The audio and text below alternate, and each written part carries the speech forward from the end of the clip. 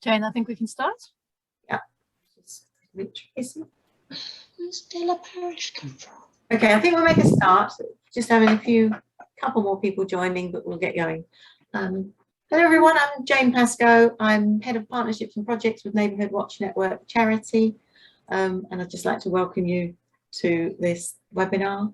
Our thanks are to Jackie Thomas from the Children's Society, Emily van der Lille from Crime Stoppers, and D.I. Mark Whitaker from the National County Lines Coordination Centre for agreeing to put on this webinar to advise us all around county lines and exploitation.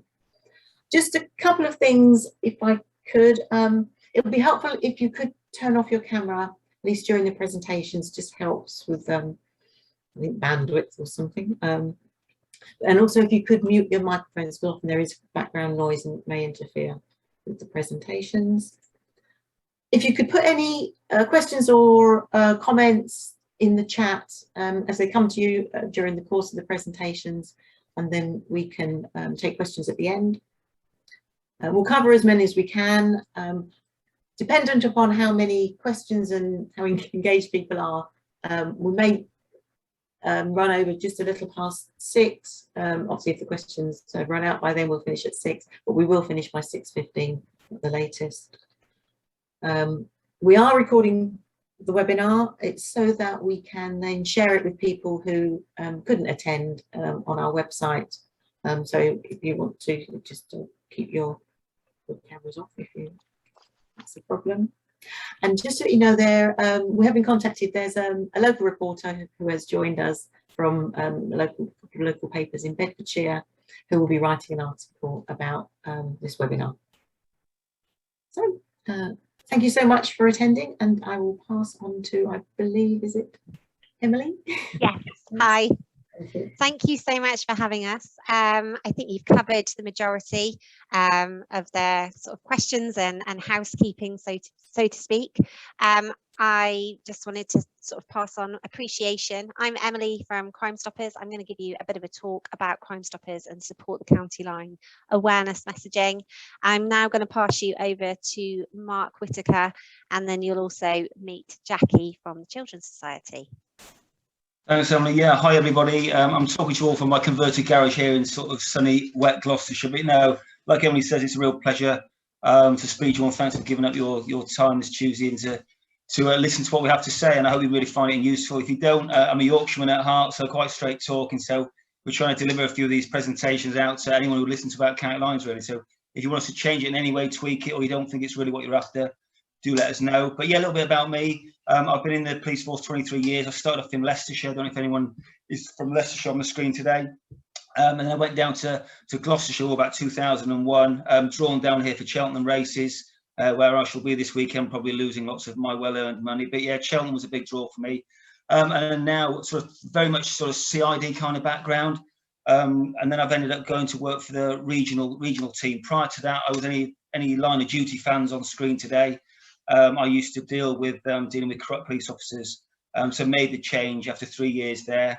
I'm now, as I say, I'm working with the County Lines team nationally as well as regionally to try and really eradicate this sort of erosive crime type, which is blighting everywhere, everywhere across the UK. So yeah, that's a quick overview about my good self, and over to Jackie.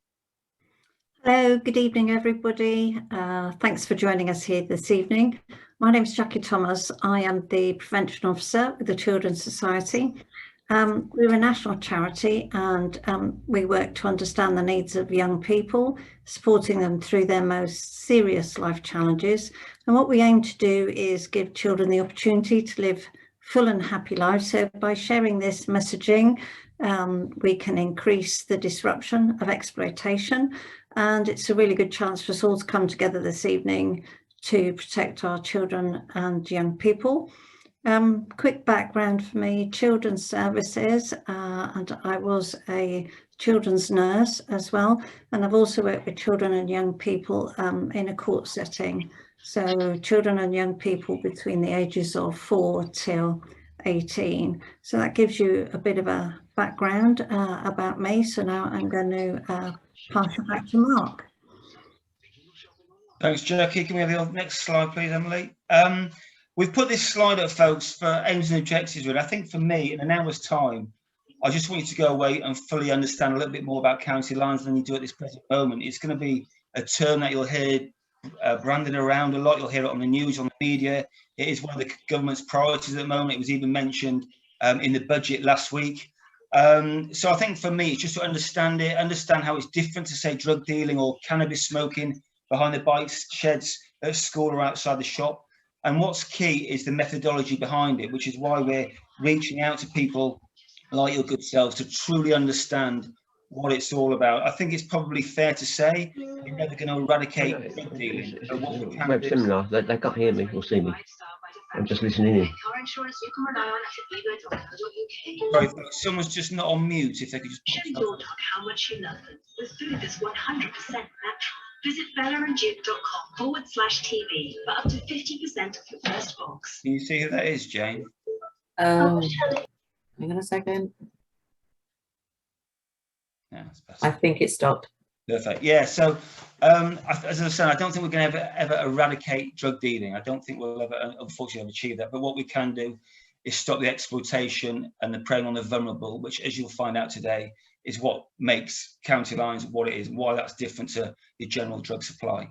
So, as I say, we're going to give you understanding. We're going to hopefully play a video for you today, which, touch wood, with Emily's IT fingers, will work. And then what we'll try to do is give you a latest overview about where county lines is at present time. Then obviously we'll link that into Emily's work and Jackie's work, who'll talk to you all about exploitation and vulnerability.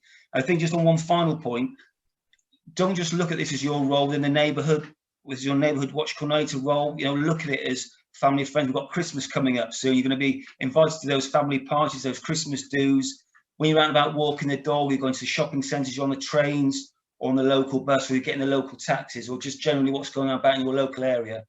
Everything that we'll see today hopefully will become relevant, and it will make you think why, and actually give you that confidence ultimately with what I want you to want, which is what you want, I want you to want, to actually pick up the phone, speak to Emily, or speak to my colleagues here in the police service. So yeah, that's a quick overview from me. Thanks, Emily. You've just got a hand up, Mark, from Lex, I think it is. Go ahead. Sorry, I hit it by accident. Sorry. Oh, no problem. I just didn't want you missed. So thank you. Sorry, I will carry on. Okay, I've just very quickly put this slide up just to give you the impact of drugs. This was a report commissioned by Dame Carol Black, and it was a review of drugs. And I put it up there because when I read it, I was quite surprised at how impacted drug has on our society. And if I go from the top left, now this report stipulated that we've got 3 million people in the UK, which is 9% of the population, using a legal drug. 45% of acquisitive crime, so that's things like your burglaries, your theft, your shoplifting, all that kind of thing, where people are taking things to fund their drug habit. 45% of that type of crime is to fund the drugs. We've then got half of people who die, homicides. A couple of years ago, over half of those were related to drugs. And probably not surprisingly, but a third of people are actually incarcerated in our prisons at the moment. A third of those people are in there because of a drug-related habit. I and my teams, what we cannot do as a police, you've probably seen it. I know we've got the media on around the table today. Is the old magic key where we're hitting in the doors, we're taking out the runners, we're taking out the line holders. Enforcement, we can't. You'll hear the term, we can't arrest a way out of it, which is why it's really key that we're linking with people like yourself, and we look to try and divert people away from using drugs in the first instance. And you'll see from today how we can divert young people, particularly, away from those quick, easy wins of thinking they're going to earn some quick, easy money. So we've got those diversion tactics coming into place. And also there's a big push now around that treatment and recovery, because what we're soon realising, we might take out those lines, say, impacting.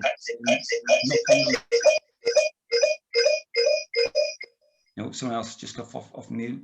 What we're soon finding is we'll arrest the line holders, we'll take out these lines from Nottingham to Penzance to Plymouth up to Manchester, but they will soon come back in from other areas. So what we're just trying to really help support our partner agencies to get those treatment recovery programs. So that's kind of the holistic approach. And I've said at the bottom there, the police, we can't do it on his own, which is why I really do appreciate getting around the table with everybody today.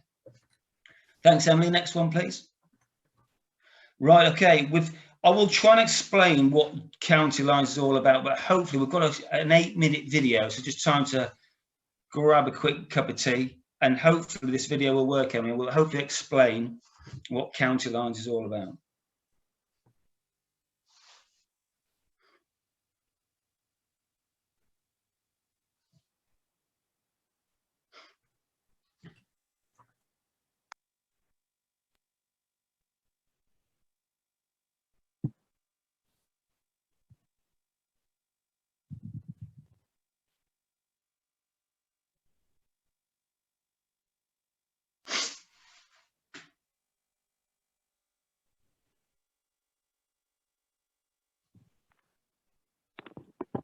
And enjoy, Emily. Oh, on my end, it's working. Is it not working for you? No. Oh, hold on. I know what it is. Oh gosh. I'm just going to stop sharing and then do a new share so that you can see it. I do apologise. Just exit. I thought you were looking rather relaxed when it I know. wasn't. I was like, oh, it's working. I've been proud. Hold on. It's just. Okay. Just need to click on it again. I apologise. You have got Lynn with her hand up. Is that an old hand, Lynn, or a new one? Hi, Lynn. Bryce, did you have a question?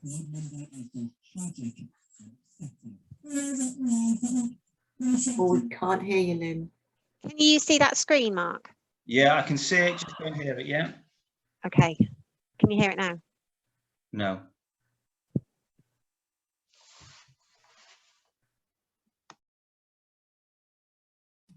Just before you click share, you just have to click the bottom little box which says share sound, and then it'll take the sound with it.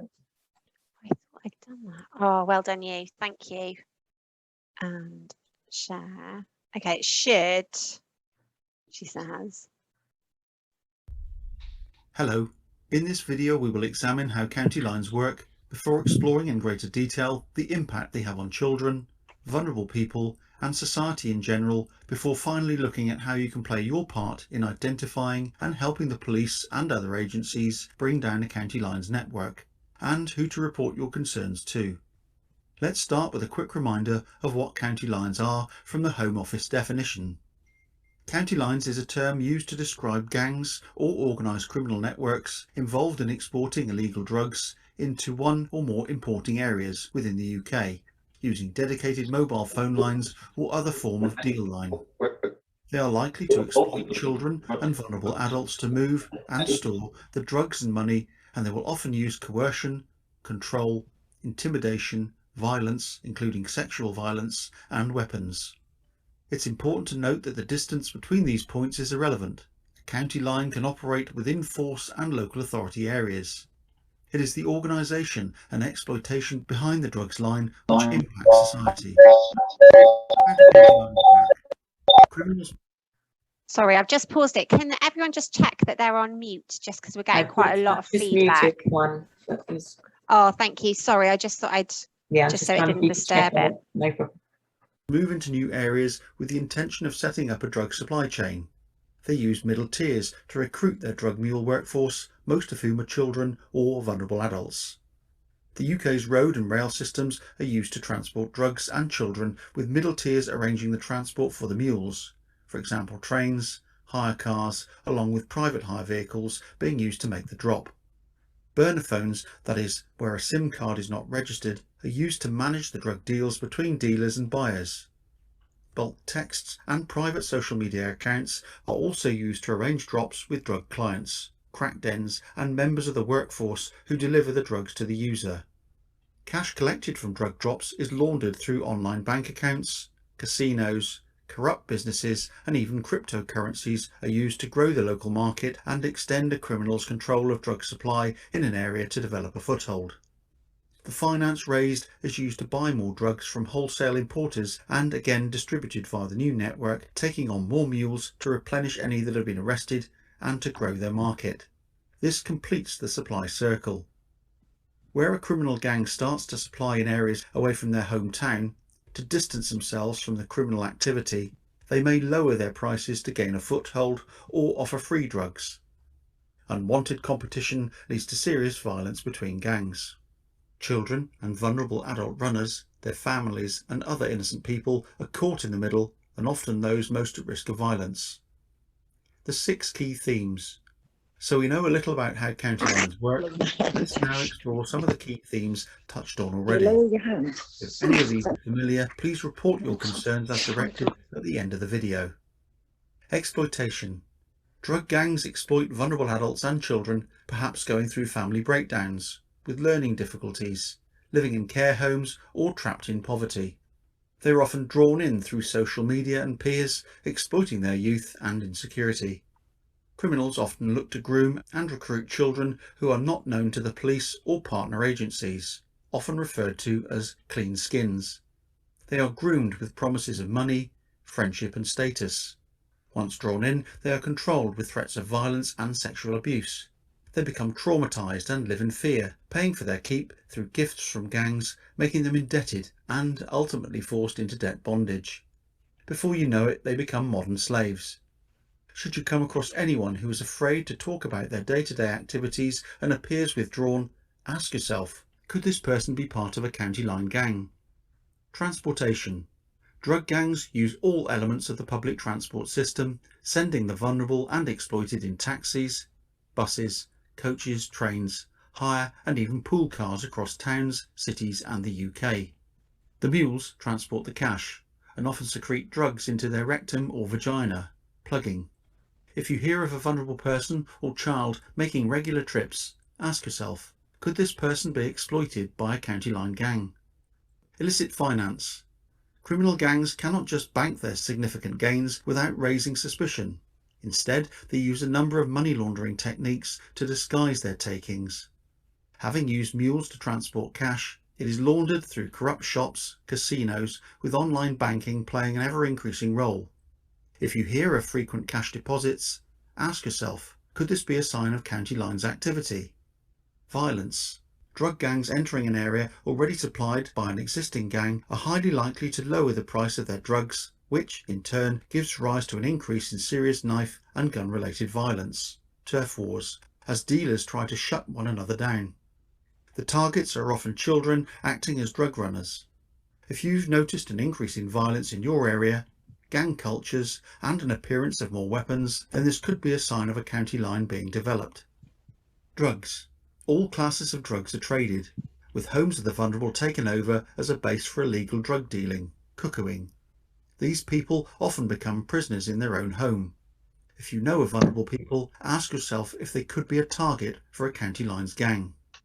Criminality. Overall, the existence of a county line in an area drives up crime, from theft and prostitution to pay for drugs to violent attacks on drug mules leading to deaths. Money is the driver, and ruthless gang leaders will exploit anyone to make it. If you've noticed an increase in general crime activity in your area, could this be down to county lines? How are the police responding?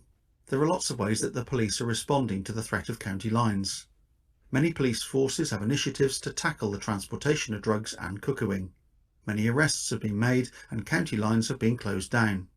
The police are working with partners to investigate cases where vulnerable people have been exploited, and a lot of effort is being placed on trying to identify their exploiters. Police will make the best use of legislation where possible and in fact have successfully obtained civil orders to prohibit exploiters from certain activities that could lead to exploiting others. How can you help? Open your ears. E. Exploitation. Remember, county lines have a foundation built on exploitation. If we can work to protect the young, vulnerable and those where their home has been taken over, cuckooed, we undermine this foundation. Those exploited are cheap to employ, disposable and easily replaced if arrested. Signs of exploitation can be where the young or vulnerable go missing from an area. If we remove a drugs gang method of distributing drugs and collecting money, we bring the leaders out into the open and expose them to the risks should they wish to continue dealing. The key is A. Awareness. County lines don't just operate across borders. The term is a little misleading. Drug supply chains operate between towns, within counties and even across cities. As a professional involved in healthcare, teaching, social services, policing, etc., you will more than likely come into contact with vulnerable people. Please make everyone you work with aware too. Look for signs of county lines. For example, did you know that a train ticket holds lots of information that can be of use to the police when investigating a county line? Maybe there are signs of unexpected wealth, new phones, clothes, etc. Possibly unexplained injuries, or unusual or increased levels of activity or antisocial behaviour in residential properties, which may indicate cuckooing. If you think something indicates a county line, then please, report it. If you recognise any of the topics outlined in the 6 key themes above, please contact the police or, to remain anonymous, Crime Stoppers without delay. You might be able to complete an online intelligence referral form if your local police force has one. Refer your concerns to someone who will take action to investigate them further. Remember, it's all about S, safeguarding the vulnerable. Keep this in mind at all times. It's the weakest in the county line structure who are exposed to the greatest risks and who need to be protected from coercion and violence. Who can I contact? If you suspect any county lines activity, dial 101 999 in an emergency. If on a train, contact the British Transport Police on 61016 or call Crime Stoppers on 0800 555 111. Where can I find out more? For further information, refer to Home Office web pages, the Knowledge Hub, and search County Lines. You'll need to sign up for a guest login if you don't already have one, or NCLCC. Also view the Section 45 Defence and NRM SketchUp videos.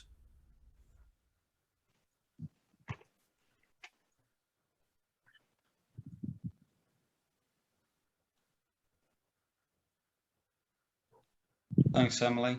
You able to bring up the perfect? So I hope you found that video quite interesting. I think it's far easier for me to show you that video, as you can see that it's sort of a worldly web, isn't it, of crime types, criminality, exploitation, drugs, etc.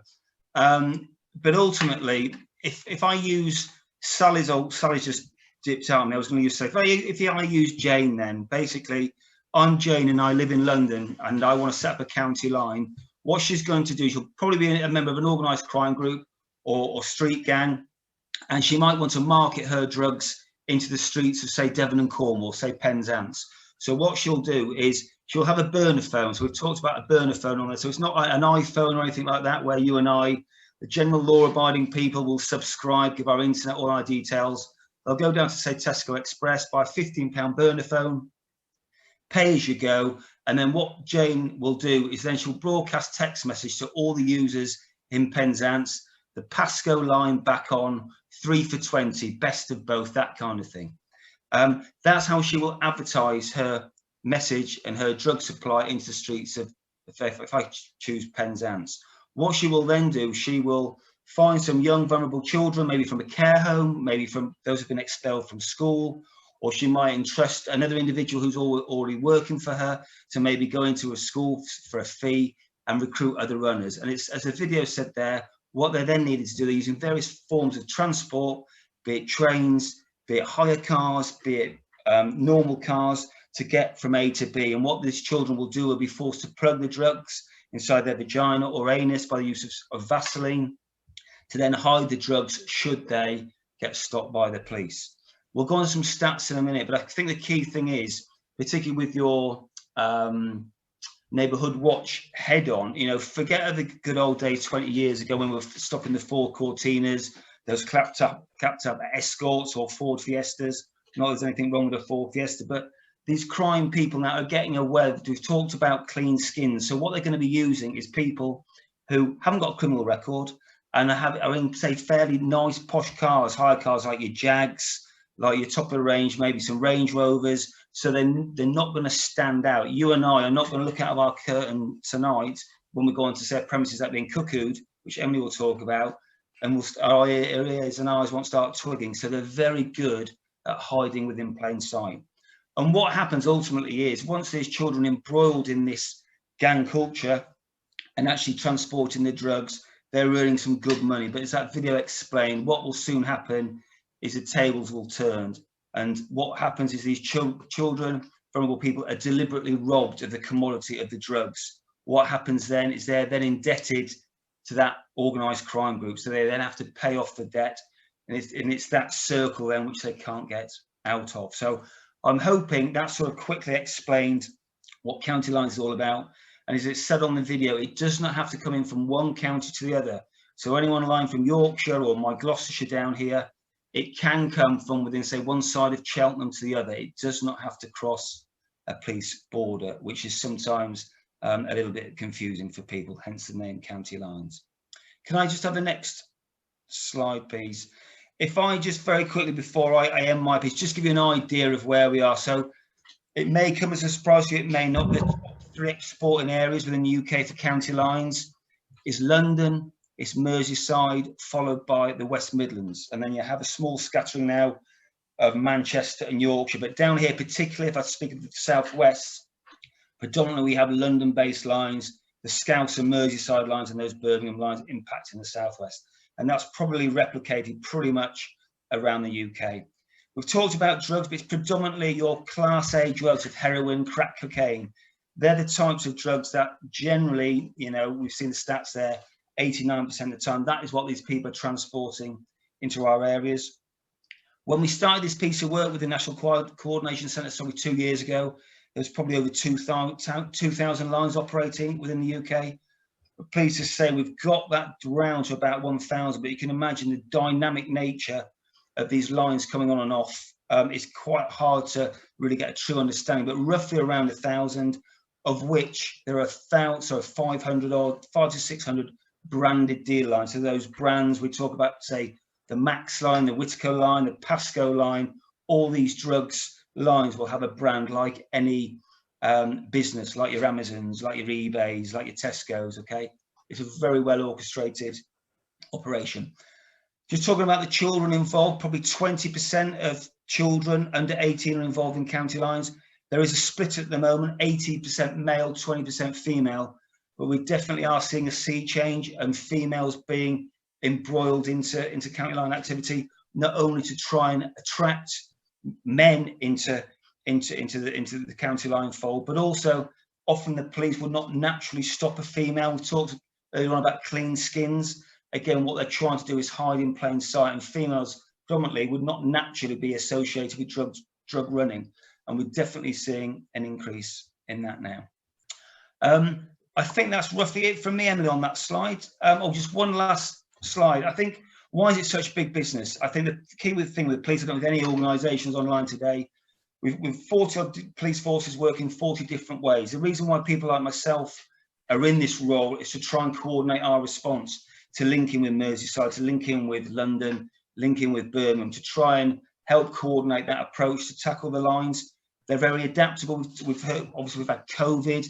The lines were still operating. They were dressing up as key workers, NHS staff, delivery drivers. If you had a pass to be out on the streets when COVID was around, all they would do is dress themselves up to make sure they blended in with those who are allowed to travel. And all they were doing is basically upping their yield. So rather than maybe dealing in kilos, they were upping it to 10, 20 kilos to get the drugs down. We've talked about the use of clean skins. Again, moving around, we talked about your 4 Fiestas and your 4 Cortinas. Get away from that stereotypical what you think a criminal looks like. These are very well orchestrated and clever people behind orchestrating these lines. Obviously, unfortunately, there, as we said earlier on, right at the beginning, there's a number of people who are taking crack cocaine and heroin. There is that receptive drug base, unfortunately, here in the UK at the moment. I think we've got one of the largest cocaine markets, particularly in Europe. Please don't quote me, but I'm pretty sure that may be the case. And the ever-increasing use of social media, YouTube, you name it. I try and keep abreast with it all, but they do really glamorize the lifestyle. And for children who can earn 100, 200, 300, maybe £1,000 a week, you know, who wouldn't turn down that type of money if they thought it was going to be a quick, easy win?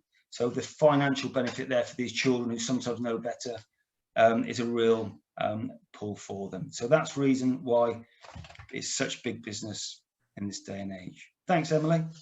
Fantastic. Thank you so much for that, Mark. So I'm going to just talk to you a little bit about cuckooing. So as the film showed, and as Mark has explained, there's lots of young people and vulnerable adults who are moved from one location to another, and then the setup is made in a property. That can be so that the drugs can be cut up, distributed, or the vulnerable person is then responsible for looking after those drugs and all the money. And so a property that's taken over is called a cuckooed property. It used to be stereotypically that you would find social housing premises were predominantly cuckooed, mainly because you could have a vulnerable person who maybe had a mild interest in drug use, or were vulnerable, so could be manipulated into thinking that they were a part of a relationship with the criminal gangs themselves. That is still happening. However, as Mark's explained, the criminal gangs are extremely clever. They're always adapting their model, and so they've also adapted it in the cuckooing sense. So they are moving around. They don't stay in a property for very long, mainly because they want to be hidden and not recognised as that property being taken over. So budget accommodation, holiday accommodation, short-term lets, anything whereby it's easy, quick and simple for them to get in and get out.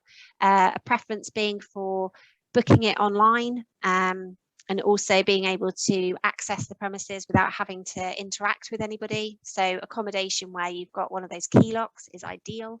There's lots of support that we provide, and prevention messaging to landlords, and also budget accommodation, holiday stays.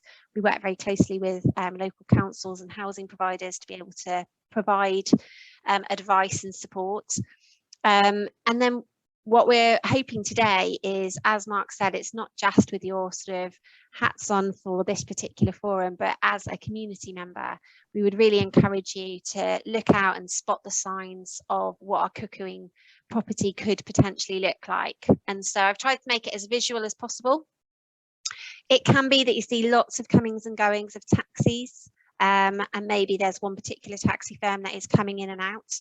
There's an increase usually of antisocial behaviour, and that can also then increase into lots of rubbish.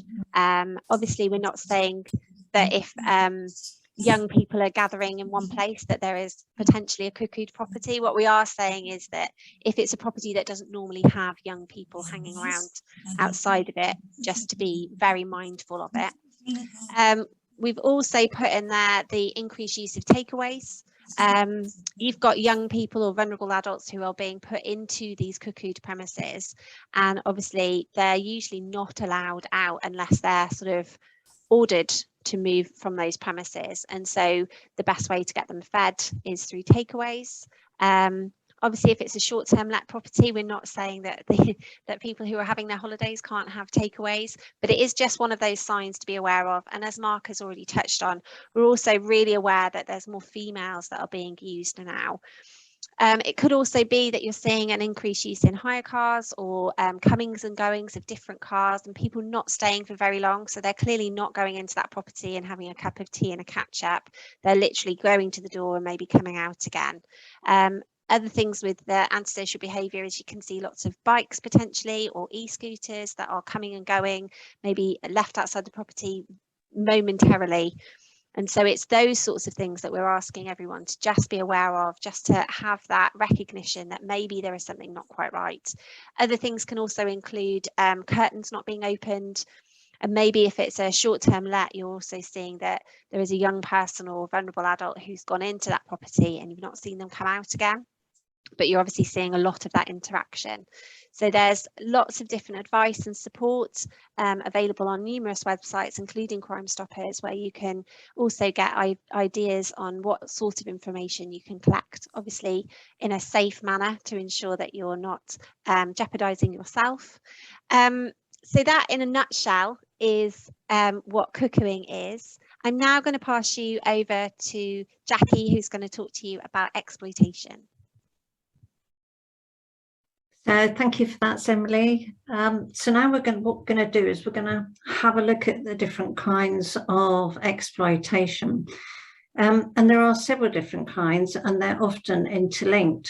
So if we look at child sexual exploitation, so this can be explained by a variety of models, and this includes online exploitation. And during each lockdown, we saw an increase nationally in the sending and receiving of indecent images. And children as young as 11 were being asked to send them. And they were not asked for payment, they were just asked for more images, because these images are worth a lot of money on the World Wide Web. And child sexual exploitation is a form of child sexual abuse. So this occurs when we have an individual or a group who takes advantage, and it's about an imbalance of power. It's about coercion, manipulation, and deception to anybody under the age of 18. And what we have to remember is no child can consent to their own exploitation. So this is about sexual activity with children and young people under the age of 18. And it's always about an exchange for something that the child or young person or vulnerable adult needs or wants. So it could be for the financial advantage or increase status of the perpetrator or facilitator. The victim may have been sexually exploited, even if the sexual activity appears consensual. And the elements of grooming is another topic in itself. But child sexual exploitation doesn't always involve physical contact. It can happen through the use of technology. And again, going back to lockdown, criminals had to adapt, just like we all had to. And we understand from children and young people who continually come forward, particularly since they've been back at school, that they were being approached on gaming applications. So things that you might see on a PlayStation, something like that. Criminals would pretend to be the same age as them, like the same kinds of music, and that's how they would try to strike up a relationship. When we look at criminal exploitation, this often occurs without the child's immediate recognition because they believe that they're in control of the situation. But in all cases, those exploiting the child or the young person have power over them. And this could be by virtue of their age, gender, intellect, physical strength, or economic or other resources. It takes on a variety of forms, but ultimately it's about the grooming and exploitation of young people into criminal activity. And across each form that child criminal exploitation takes, the current reality is that those who are coerced into criminal exploitation are often treated as a disposable commodity by their exploiters. So this can include children, young people, and vulnerable adults being forced to work, say, for example, in cannabis factories, being coerced into moving drugs. Mark touched on this earlier, often forced into inserting drugs into their bodily parts known as plugging. And we see a huge amount of children and young people coming through sexual health and the NHS with real severe injuries as a result of this. The other thing is it's about moving money across towns, different cities, rural areas. They can also be forced to commit financial fraud, or pickpocket. And modern day slavery and human trafficking perpetrators will look for accommodation to take over for short or long periods of time. Next slide, Emily, thank you.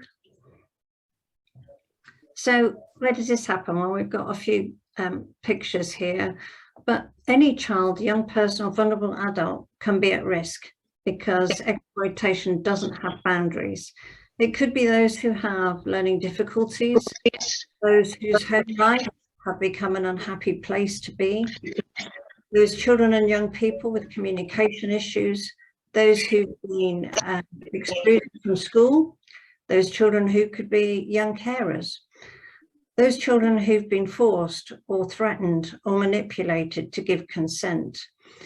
And young people and adults who are vulnerable can be made to feel valued, given a sense of belonging. These are all features of grooming. So it can happen anywhere, and this has definitely increased online via social media. But we were talking earlier, Mark mentioned this, about outdoor meeting places, parks, high streets. transport hubs, where there is free Wi-Fi in public spaces, shopping centres, for example. Children and young people will gather, but also perpetrators will gather there because they're not easily identifiable. They can be exploited on public transport, food outlets, bars and nightclubs, house parties, walking home from anywhere. And organised crime groups often target a number of children and young people, as well as individuals. There are a number of criminal offences which are associated with child exploitation and human trafficking, which results in real damaging consequences. But by working together and raising awareness, we can play a really positive role in preventing harm to our children and young people and vulnerable adults.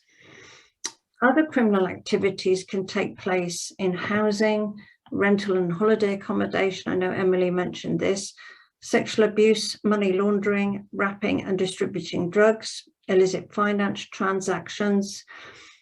And we're going to look at what we can do together to keep vulnerable people and children safe. So it's about all of us looking closer at what's happening around us so we can spot the signs of exploitation. And there are criminal offences aligned with sexual and criminal exploitation, which can have a really long-lasting impact on children's physical, mental and emotional health.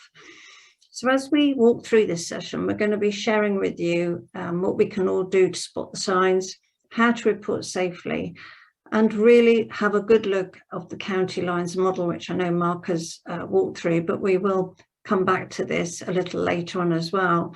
But the main thing to remember is if something doesn't feel right, it usually isn't. So please trust your instincts and share the information.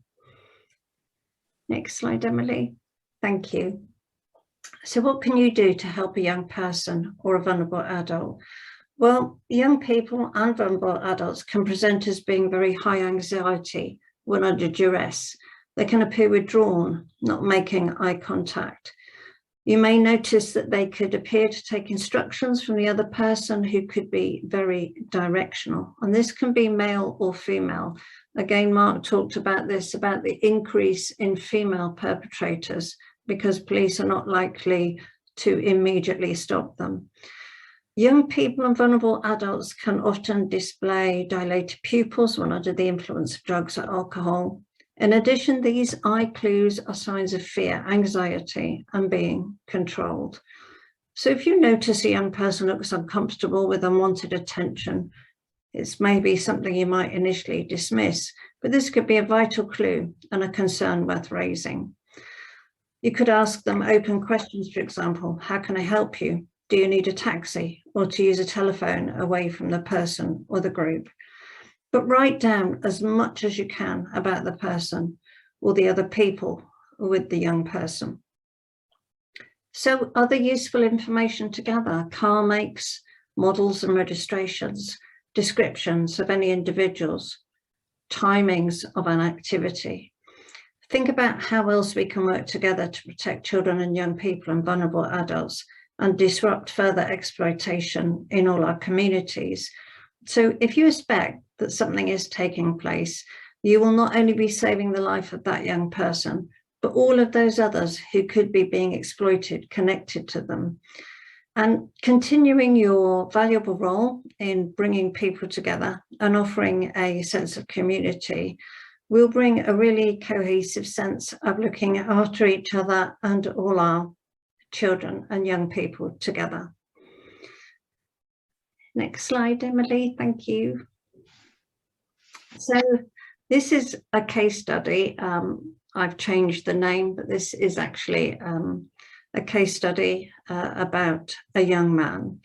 So Ben arrived at a rented flat in a rural area. He'd been taken there by his new friends he met online during lockdown. He actually met these on gaming applications, but then the messages transferred across to WhatsApp messages, Facebook messages, text messages. And this was the first time he'd met them in person. Suddenly he didn't know where he was. He didn't really know who the other people were already in the flat. So we had observations from neighbours and passers-by. There was an increase in noise and several vehicles coming and going. A lot of screaming and shouting escalated after 9 p.m. Delivery of food and alcohol from vans and supermarkets, which were located nearby. The curtains were always drawn, and younger female and male children were being dropped off after 10 p.m. at night. And when asked by a neighbour how long they were staying or if they could keep the noise down, there was no acknowledgement from the older female. She just went straight back inside the flat. So neighbours individually called the police, and there was increasing antisocial behaviour. And they soon began to share this information and reported it to the police.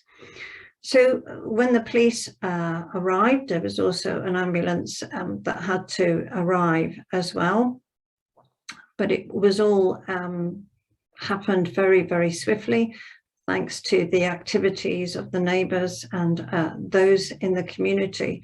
So this is just one example of one young man, and this is what had happened to him. He had been sexually abused, he had been given drugs without his consent, and he was, a very poorly young man, but he did recover. So my question really is, this can be happening all around. It can be happening, walking along the street, be happening in our neighbourhoods. So it's just really to raise awareness. So maybe consider, or maybe have a think about, what would you do in this instance if Ben had arrived in a property near to you? So this is just to give you an example of some of the children and young people that we are supporting who have been criminally and sexually exploited. So what I'm going to do now is I'm going to pass back to Mark. Thanks, Jackie. One of the main reasons why we're here today to try to give that confidence to pick up that phone. I used to be in the control room many years ago at 3 o'clock on a Saturday morning and get the old phone call from the drunk saying he's missed a number 36 bus and he can't get home. They're the calls I don't like, but the calls from you find people around there that just something doesn't seem right. Emily and Jackie have mentioned that. If you don't feel something's right, just do pick up the phone. We feed off, you'll hear the term intelligence, and we need to really link in with the communities, because without us knowing about it, we can't help you. So what I would say is, it goes without saying, the usual 999, as you know, 101, more slow time, I think, from my experience at the moment. So you've obviously got those two options, but you've also got people like your local authority safeguarding hubs and other community groups that might be in your area. Obviously, you've got your neighbourhood watch. Hope you've got a number of WhatsApp groups going on. Obviously, we've often linked in with hotels. We've talked about hotels potentially being used, Airbnbs, that kind of thing as well. So, if you've got those types of properties on your area, rental properties, Airbnbs, that kind of thing, get hold of the host number as well, so you can all sort of work collectively as a unit and hopefully give that confidence to, if you just got that one isolated incident, you'll gain that confidence by speaking to your other cohorts on that WhatsApp group, or your hosts who are also keeping watch and not happy. So what I employ you to, it's like a jigsaw puzzle. You might just have that little bit of snippet of information, bit that car reg, or that missing child from London, Manchester, or wherever is actually residing in your area. Obviously, we'll come on to in a minute. Emily's on board here with Crime Stoppers. If you don't feel confident in wanting to give your name and address, we've obviously got the Crime Stoppers option, which I know Emily will go into a little bit more detail as well. So hopefully that will give you some idea. But what we will tell you from a policing perspective, all your reports are treated confidentially, only shared, within the sphere of the police and criminal justice system. And we, generally do take all reports very seriously, particularly, related to county lines and exploitation. Thanks, Emily. As I've said there, and I think just the key thing is just to pick up that phone. A lot of people say, well, Mark, if I phone the police, I might have to give a statement, or I want to go to court.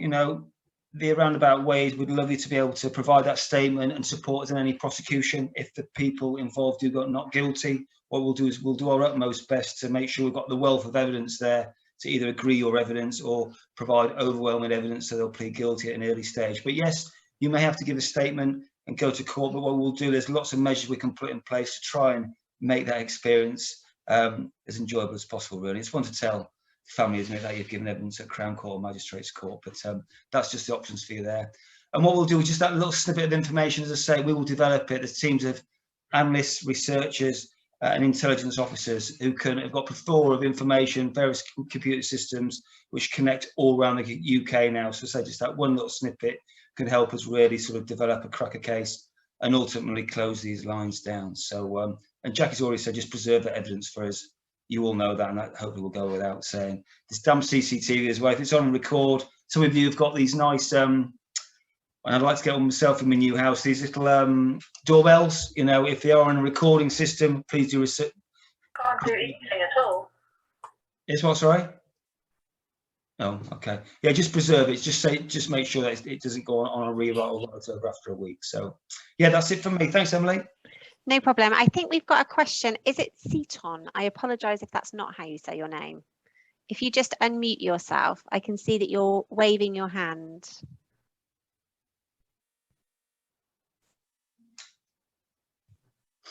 Let's see if I can do it. No, I can't.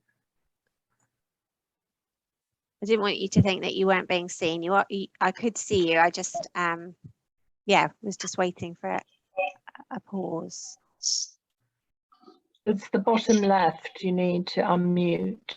Just looks like a microphone with a line through it.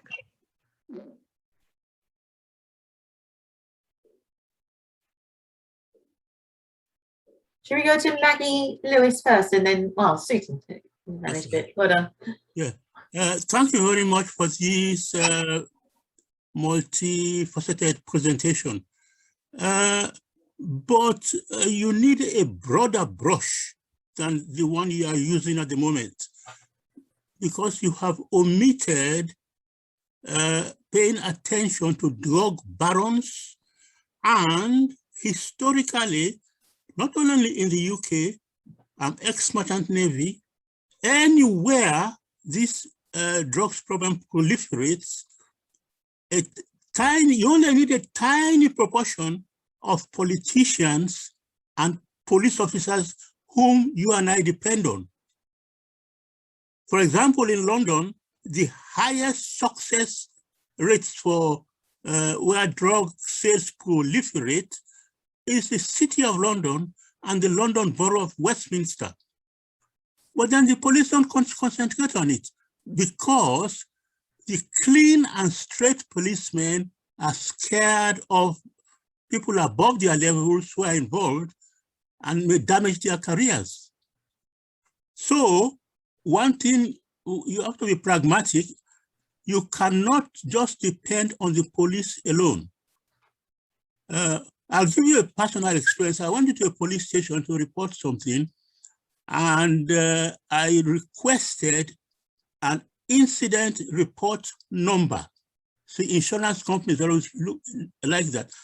And I could see after some almost 10 minutes, I could see the bits of sweat on the serving uniformed police officer's forehead. In exasperation, he said to me, the computer is not letting me in. I mean, if you have such internal obstructionisms, how are you going to succeed? Thank you. Thank you. Emily, is that the end of the presentation? Or we No, it's not. Shall I just carry on for the time being, because we might answer some of those questions and then just come back. Sorry, it was just because of the I could see you waving. I wasn't sure if it was something in relation to that. So thank you for that. I'm just going to move on, as I'm quite aware of time as well. If this works, can you let me know? At Crime Stoppers, can you hear that? Who you are or how you know about the crime. Yes. Yeah. We just want to help you speak up anonymously. You can pass on your information to us safely and securely, either using our online form or by calling one of our trained staff. Our online form can be used in whatever language you... Sorry, you can't stay. Do you want it bigger? I don't think it's going to go any bigger than it is, but can you hear it? Yeah. Okay, I'll just let it play and then I'll do a very brief overview. Feel most comfortable. Yeah, I can hear it. And is made simple by asking you specific questions relating to the crime you're reporting. When you report a crime to us over the phone, your number can't be seen by our contact handler. The call is not recorded and the telephone line is scrambled, so it's impossible to redial or track the source of your call. It won't even show up on your phone bill. Once you've given all of your information, you can leave it with us to securely forward onto the most appropriate law enforcement agency. We won't know who you are, so you won't hear from us again. Which means no police contact, no witness statements, no courts. It doesn't matter how much or how little you know. Your information could help build cases and solve crimes. Speak up, stop crime, stay safe, 100% anonymously.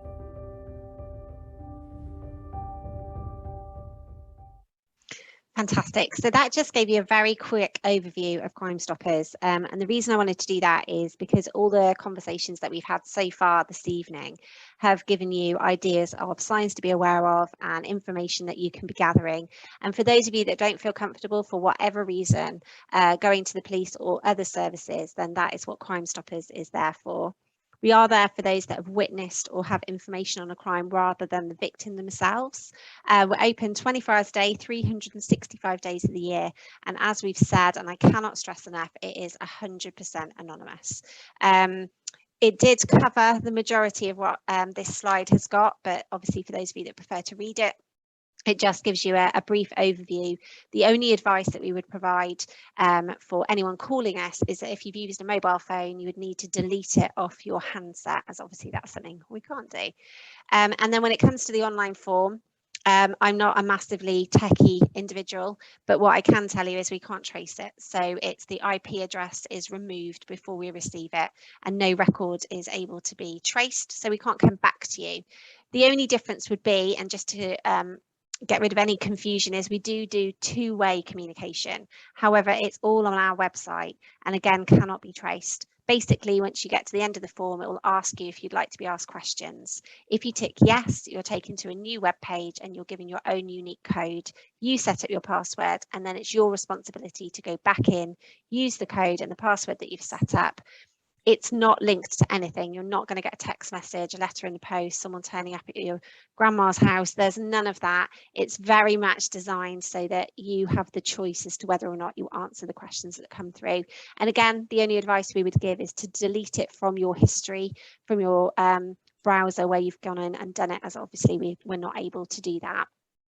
So that was a very quick whistle-stop tour of Crime Stoppers. The only other thing I wanted to mention was that if any of you work with young people, have young people in your household or in your family or close friends or relatives, we've got a youth brand called fearless.org.